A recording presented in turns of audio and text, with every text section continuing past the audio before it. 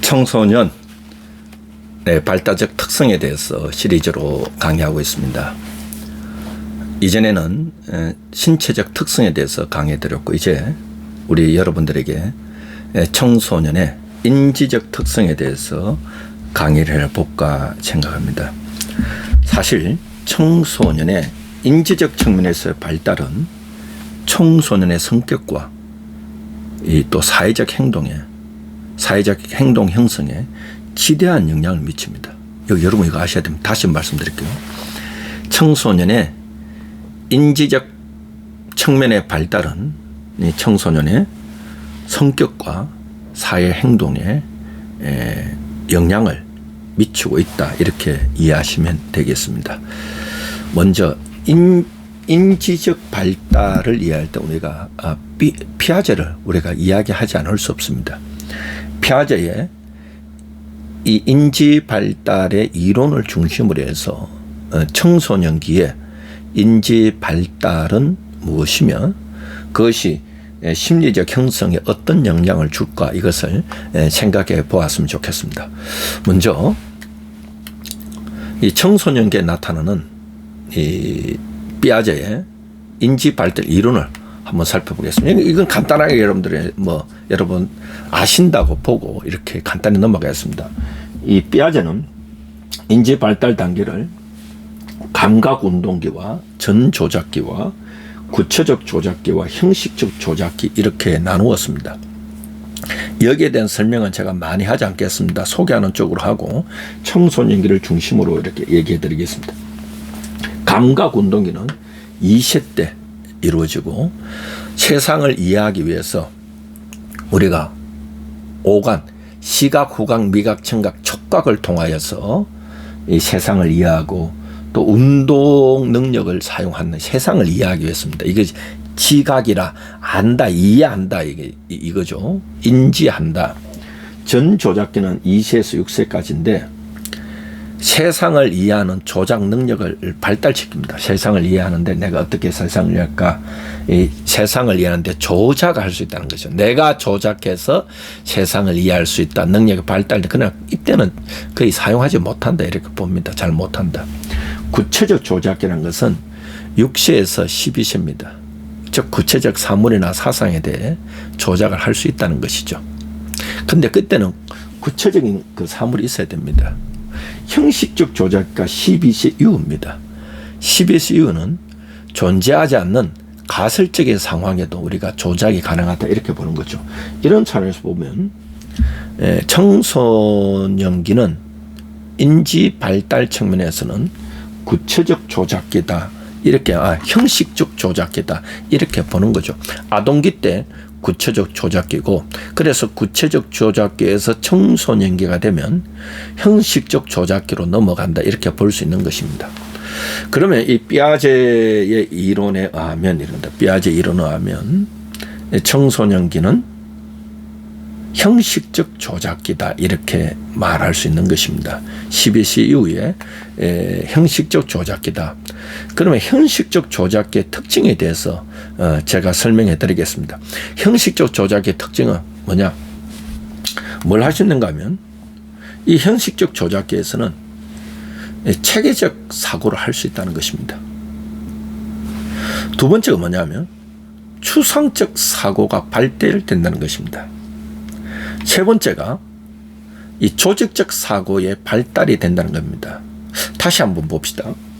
이 형식적 조작의 특성이라는 것은 그 청소년기의 특성이 뭐냐, 인지적 발달의 특성이 뭐냐라고 했을 때 아동기에 이루어지는 구체적 조작으로부터 청소년기에는 형식적 조작의 발달로 넘어간다, 이런 뜻입니다.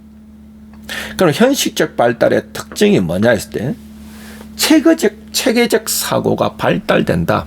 체계적 사고라는 것은 연역적 사고를 할 수 있다는 것이고, 추상적 사고의 발달은 이상적 사고를 할 수 있다는 것이고, 조직적 사고의 발달은 논리적 사고를 할 수 있다, 이런 뜻입니다. 그러면 우리가 하나씩 살펴보면 체계적 발달의 특성이 뭘까, 우리가 이렇게 생각해 봐야 됩니다.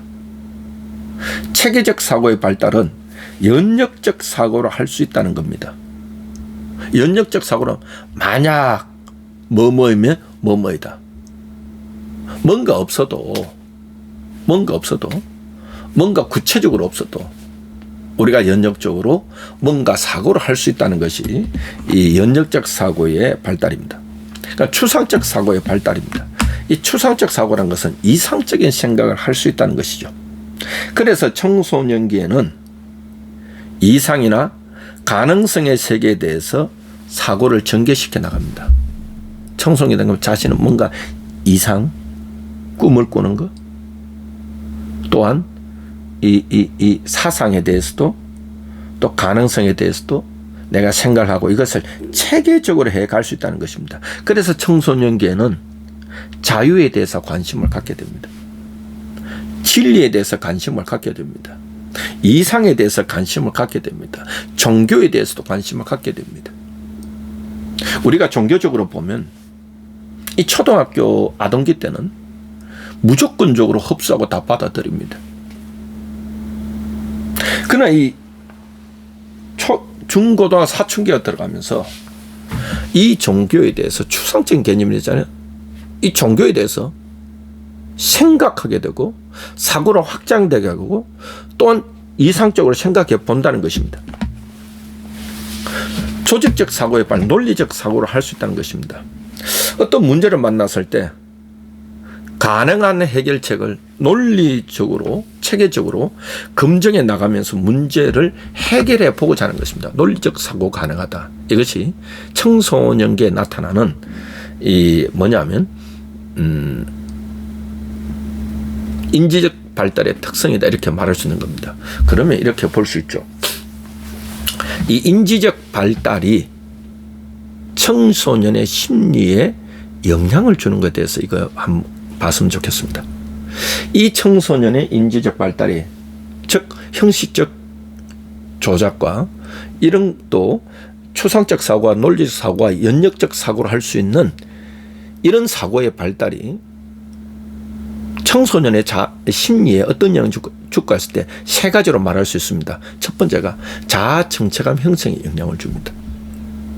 두 번째가 자기 중심적 경향이 나타납니다. 이 자기라는 자아 중심성이라 말하기도 합니다.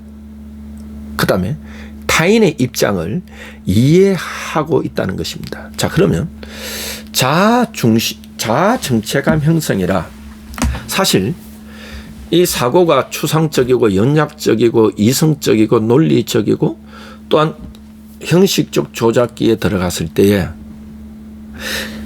자아 정체감에 대해서 생각하기 시작합니다. 자, 알아. 스스로 자자 나자라. 내가 나에 대해서 어떻게 생각하는가? 내가 나에 대해서 어떤 사람이라고 정의하고 생각하고 있는가? 느끼고 있는가? 이게 자아 정체감입니다. 근데 이런 인지 청소년기에 나타나는 형식적 조작에 의해서 이것이 자아 정체감 형성에 도움이 된다는 겁니다. 그래서 그 에릭 에릭슨이 이런 말을 했습니다. 에릭 에릭슨이 사회 심리 발달 학자인데 이 사람은 청소년기에 이룰 과업이 있다. 청소년기에 이룰 과업이 자아 정체감 형성이다. 만약에 청소년이 자아 정체감을 형성하지 못하면 정체감 혼미에 온다 이렇게 됩니다. 그래서 이 청소년기에 나타나는 인지 발달에 의해서 자아 정체감의 형성에 도움을 주는데요. 즉 이건 뭐냐면 자아 정체감 형성에 도움을 준다. 이건 뭐냐 이런 겁니다. 청소년들이 질문하기 시작합니다. 고민하기 시작합니다. 나는 누구인가? 아동기 때는 한 번도 생각하지 않았던 나는 누구인가 굉장히 추상적이잖아요. 구체적이지 않습니다. 나는 누군가 이상적이잖아요. 나는 누구인가? 고민에 빠져들게 됩니다. 여기도 생각이 시작합니다. 자유란 무엇인가? 억압이란 무엇인가? 이런 고민을 하게 되는 것이죠. 왜냐? 삐아제에 의하면 청소년기는 인지 발달 단계에서 12세 이후부터는 형식적 조작을 하기 때문에 이상적 사고라고 논리적 사고라고 연역적 사고를 통해서 간다, 이렇게 보는 겁니다. 또 두 번째는 인지 발달에 심리적 영향을 주는 그 두 번째가 자아 중심성 경향이 발달된다는 겁니다. 자아 중심성이라 말하기도 하고 자기 중심성이라 이런 말합니다. 그런데 삐아제에 의하면요,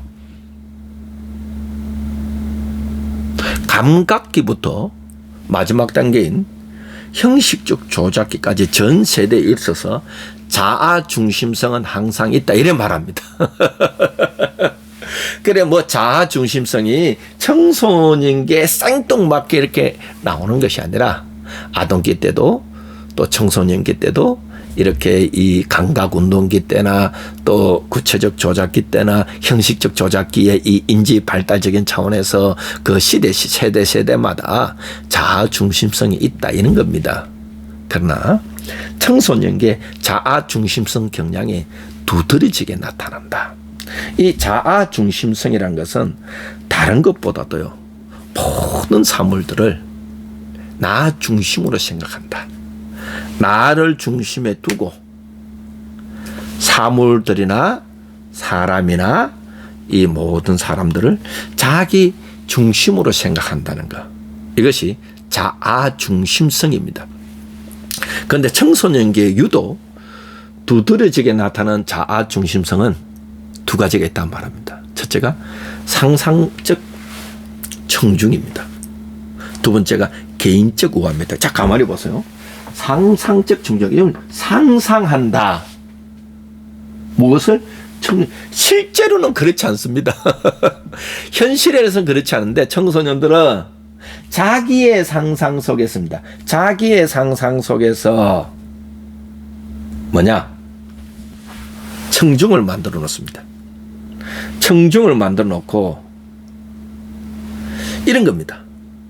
타인도 자기 자신만큼 자신의 관심사에 대해서 관심을 가질 것이고 또 자신의 관심사에 대해서 생각하고 있다고 믿는 경향입니다. 이 상상적 청중, 이런 겁니다. 다른 사람도 나처럼 내가 생각하는 것에 대해서, 내가 관심 있는 것에 대해서 관심 있고 생각할 것이다, 이렇게 보는 겁니다. 즉 이런 것이죠. 이 상상적 청중은 자신의 생각이 있습니다. 자신의 관심 분야가 있습니다. 또한 여기에 타인의 관심 분야가 있습니다. 자신의 관심 분야와 타인의 관심 분야가 생각이 차이가 거의 없다라고 믿는 겁니다. 거의 없다. 그래서 여기에서 나타난 것이 뭐냐면요, 청소년들이 요란한 옷차림이 있습니다. 또 청소년들이 일부러 멋있게 보이려고 합니다. 그리고 이 남학생들은 굉장히 이 멋스럽게 어깨에 힘주고 이러죠. 여학생들은 막 예쁘게 꾸밉니다.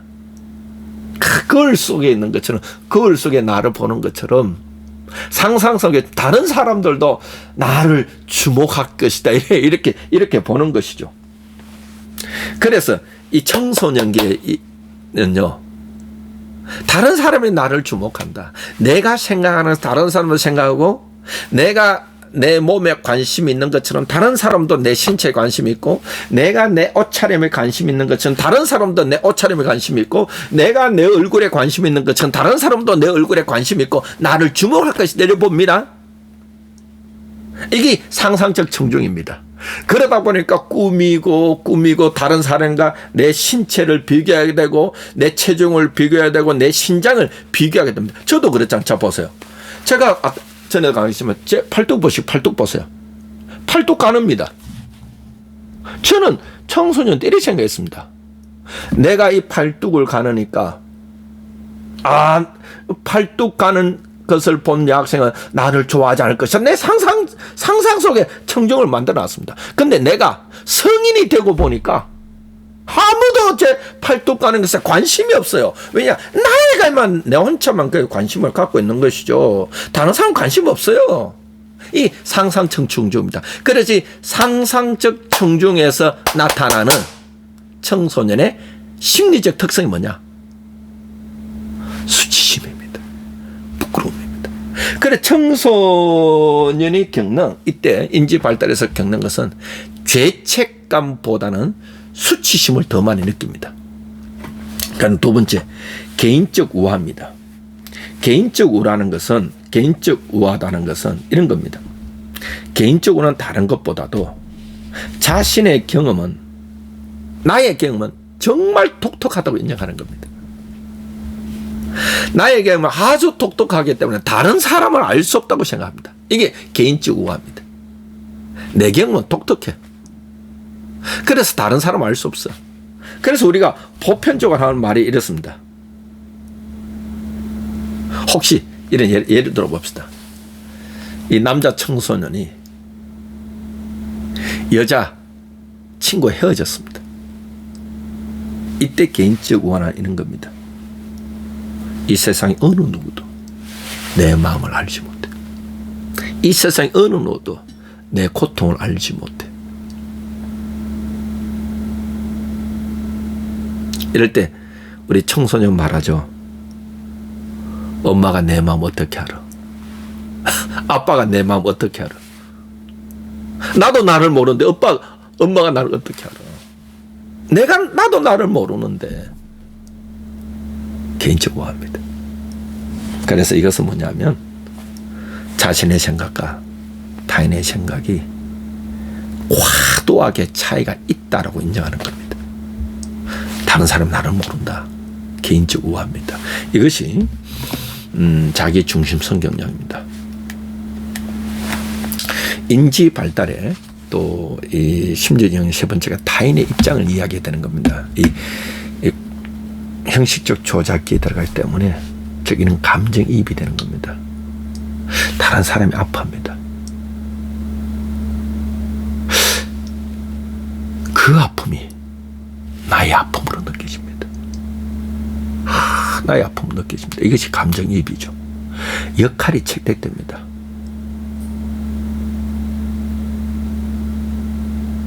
그 사람 입장이 이해가 됩니다.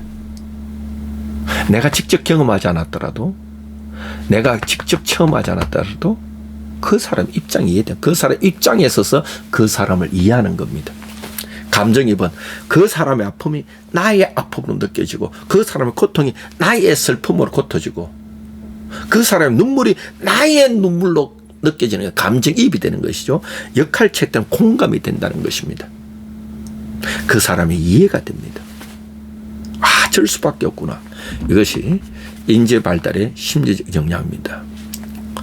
제가 이 시간에 여러분들에게 청소년의 인지적 특성에 대해서 강의를 해드렸습니다. 오늘도 제 강의를 시청해 주시고 경청해 주셔서 고맙습니다.